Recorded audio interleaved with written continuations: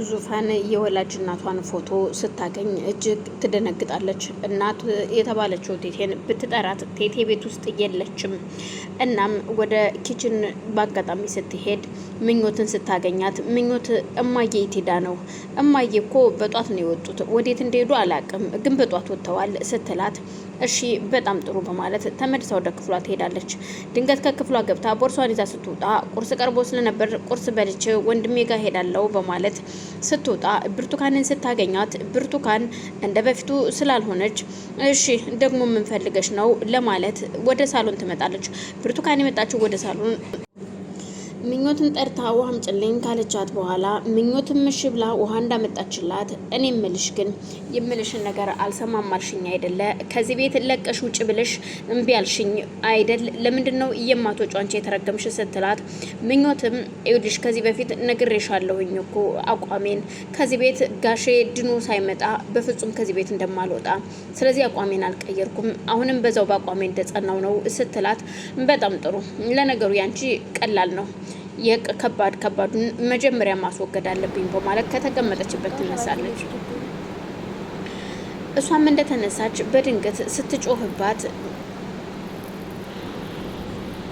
ዙፋን በሯን ከፍታ ስትመጣ እየጮኸች ነበር። ቆይ ደግሞ በጧት ምንድነው የምትጮሂባት ልጅቷ ላይ ምንድነው የተፈጠረው ነገር ስትላት እኔ ካንቺን አላናገርኩሽ እያናገርኩት እሷን ነው፣ ስለዚህ ምን አገባሽ ስትላት እንዴት እንደዚህ ትኛለሽ? ልጅቷ ላይ በጧት ተነስተሽ የምትጮሂባት አንቺ ጋኔን እየሆንሽ ደግሞ ለምንድነው ውጪ የምትያት ከዚህ ቤት? ሰምቼሻለሁ ያልሰማው መሰለሽ?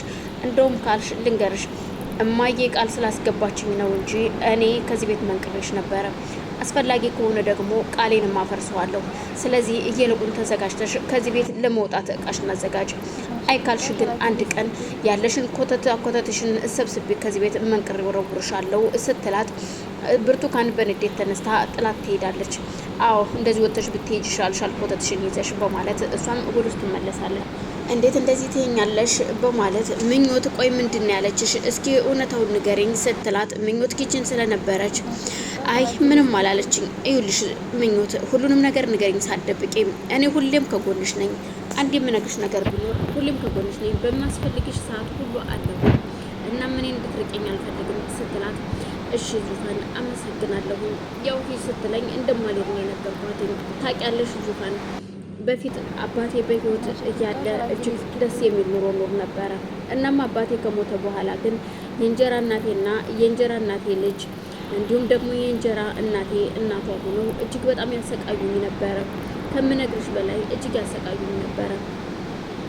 ባወራ ውሸታም ነኝ፣ ሳልበላም በልቻለሁ፣ እንዲሁም ደግሞ ሳልነካውም ሰርቃለች እየተባልኩ ነበረ ስደበደብ የነበረው። ከዛም ህይወቴን ለማትረፍ ስል ከዛ ቤት ብን ብዬ ወጣሁኝ። አየሽ ከዛ ያንዛ ቤት እንደወጣሁ ድንገት ደግሞ ጋሸን ጣለልኝ። ጋሸን ጥሎልኝ ስመጣ ወደዚህ ቤት ደግሞ ጥሩ ቤት አገኘሁ፣ እግዚአብሔር ይመስገን። እናም አሁን ላይ ደግሞ ብርቱካንን ጣለብኝ። ታውቂያለሽ እነዚህ ፈተናዎች አሉብኝ። ወይኔ በእንደዚህ አይነት መከራ ያለፍሽ ልጅ መሆንሽን አላወቅኩምና አይዞሽ፣ እሺ በርቺ፣ እናም በማስፈልግሽ ሰዓት አለው ከጎንሽ ስትላት እሺ አመሰግናለሁ ትላትና ትሄዳለች። ዙፋንም ተነስታ ወጣ ትሄዳለች። የሄደችው ወንድሟ ጋር ነበረ። ከዚህ በፊት ወንድሟ በረከት ማውራት በምትፈልጊ ሰዓት በማስፈልግሽ ሰዓት የምትፈልጊው የምትጠይቂኝ ነገር ሲኖር ሳትፈሪ ወደ እኔ ነይ ብሏት ስለነበረ ባያናግረኝ ባያወራኝም እንኳን ወንድሜ ጋር ሂጅ ልሸሸግ፣ ምክንያቱም የማንነቴ ጥያቄ ግራ አጋብቶኛል።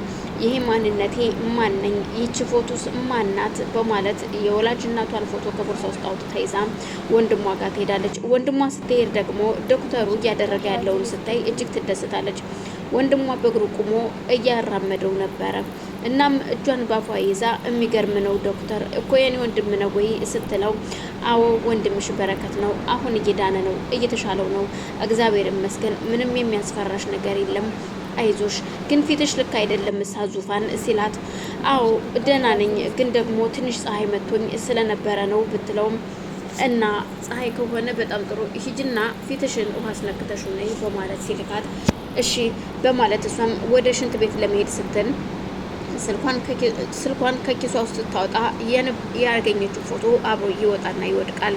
በዛን ሰዓት ዶክተሩም ውይ እየሷ ነው መሰለኝ ወድቆባታል በማለት ፎቶውን ሳያይ ተገልብጦ ወድቆ ስለነበረ ፎቶውን አንስቶ ይሄ ፎቶ ይሄ እቃ ያንቺ መሰለኝ ከኪስሽ ነው የወደቀው ሲላት ውይ አዎ አመሰግናለሁ፣ ግን ቆይ ምንድነው የሆንሽው ዙፋን? የመማክርሽ ነገር ካለ ምንም ችግር የለውም በግልጽ አማክርሻለሁ፣ ግን ልክ አትመስይኝም፣ ዛሬ ልክ አይደለሽም። አየህ ዶክተር ምን ይለኝ ነበር መሰለህ በፊት ወንድሜ ሳይታመን በፊት ስትፈልጊ ማውራት ስትፈልጊና የምታማክሪኝ ነገር ሲኖር በቃ በአጠቃላይ የምፈልጋቸውን ነገሮች ሲኖሩ ነይ ሁልጊዜም እኔ ከጎንሽ ነይ መተሽ አናግሪኝ አማክሪኝ ይለኝ ነበረ ስትለው ታዲያ ምን ችግር አለው? ዛሬም ይኸው ወንድምሽን በነፃነት አግኝተሽው የምትፈልጊውን ነገር መጠየቅ ትችያለሽ፣ ብቻ የሚያጨናንቅ ነገር እንዳትጠይቂው እንጂ ሲላት እሺ ዶክተር በጣም አመሰግናለሁኝ እግዚአብሔር ያክብርልኝ ስትለው እሱም ተነስቶ ጥሏት ወጥቶ ይሄዳል። እሷም ወንድሟ ጋራ እቅፍ አድርጎ እሱም ይዟት ከጎኑ ሸውጧት እንደፈለገው ማውራትና መንቀሳቀስም ባይችል የወንድምነት ጥጉን ሲያሳያት ደስ ብሏት በኋላ ባብሳ ጠራርጋም በቃ ወንድሜ አሁን ወደ ቤት መሄድ አለብኝ ትሏለች። አሁን ላይ ብርቱካን እያደረገች ያለችው በባሏ ላይ እያደረገችውንም ሴራ በዙፋን ላይ ማድረግ ትፈልጋለች። እንደዚሁ ለበረከት የሚያመጣላት የነበረውን መድኃኒት አሁንም ትደውልና የማይገል ግን ደግሞ ዝም ብሎ አደንዝዞ ቁጭ የሚያደርግ መድኃኒት እንድታመጣልኝ እፈልጋለሁ ትለዋለች። ይህንን መድኃኒት የምትፈልገው ለዙፋን ነው። ምክንያቱም ዙፋን መሽሎክሎክ ያህል ስላልሰጠቻት ዙፋንንም ልክ እንደ በረከት ሰነካክላ ማስቀመጥ እንደምትፈልግ ስለምትረዳ እሷ የሆነ ነገር ካልሆነች በፍጹም ከዚህ ቤት መኖር አልችልም፣ ከዚህ ቤት መውጣት የማይቀርም በቅርቡ ማበድ የማይቀርም፣ ስለዚህ ያለኝ አማራጭና አንድ ዙፋንን አሳስሬ ማስቀመጥ ነው በማለት እሱም ችግር የለውም የምትፈልጊው ሁሉ አለኝ አመጣልሻለሁ ይላታል። እሽትና እሷም ተቀጣጥረው በቃ እመጣለሁ በኋላ እመጣለሁ በማለት ባሏን ለማየት ወደነ ዶክተር ቤት ስትሄድ የዶክተር ልጅ በረከትን ቁጭ አድርጋ ጠረጴዛ ወንበር ላይ ምግብ እያበላችሁ ነበር። ድንገት በር ሳታንኳኳ በሩ ስላልተቆለፈ ከፍታ ስትገባ ብርቱካን ያየችው ማመን ያቀታታል። ባሏ አሁን ላይ እያገገመ ነው፣ እየዳነ ነው። ባሏ ደግሞ እንዲድን የማትፈልገዋ ብርቱካን አሁን ላይ እንዴት እንደዚህ ምግብ ይበላል? እንዴት በፍጹም የማይሆን ነገር ነው በማለት ቆይ አንቺ ምን እያደረግሽ ነው? ክባሌን ምን እያደረግሽ ነው ስትላት ሴትዮ ምን ሆነሻል ስትል ማን ፈቅዶልሽ ነው ባሌን ቁጭ ብለሽ ምግብ የምታጎርሽው? ማን የፈቀደልሽ? ማን ያዘዘሽ ስትላት አባቴ ተንከባከቢው ብሎኝ ስለሄደ አባቴ እስከሚመጣ ድረስ ደግሞ እኔ አባቴ የሚያደርግለትን ነገር እያደረኩለት ነው። ሴትዮ ያምሻል ስትላት ትንሽ ውሃ አምጪልኝ እኔ ራሴ አጎርሰዋለሁ ባሌን ከኔ ውጭ ማንም ሰው እንዲያበላው አልፈልግም በማለት ስትጮህባት እሷም በንዴት እየተፍጨረጨረች ቢሆንም እንዳታቃት ነፍሰ ጡር እንደሆነች ታውቃለች። ስለዚህ ያላት አማራጭ የውስጧን በውስጧ ይዛ ወደ ኪችን ትሄድና ውሃ ይዛላት ትመጣለች። ብርቱካንም ባሏን ለማጉረስ ምግቡን እንካጉረስ ብትለውም በረከት ግን ጥርሶቹን ግጥም አድርጎ መጉረስ አይፈልግም። ቆይ ለምንድን ነው የማትጎርሰው? ለምንድን ነው በሌላ ሴት እጅ የምትበላው? በማለት እየተሳደበችም ቢሆን ጉረስ ብትለውም እሱ ግን ከአንዴም ሁለቴ ስታጎርሰው ጥርሱን ነክሶ በፍጹም ይላታል። ካፍ ውስጥ የገባውንም እየተፋ ስታየው እጅግ ትናደዳለች። የዶክተር ልጅ ስትመጣም ያየችውን ማመን ያቀታታል። ቆይ ምን እያደረግሽ ነው አንቺ ሴትዮ? ግን ጭንቅላትሽ ይሰራል ወይ? እንዴት እንደዚህ ታደርጊያለሽ?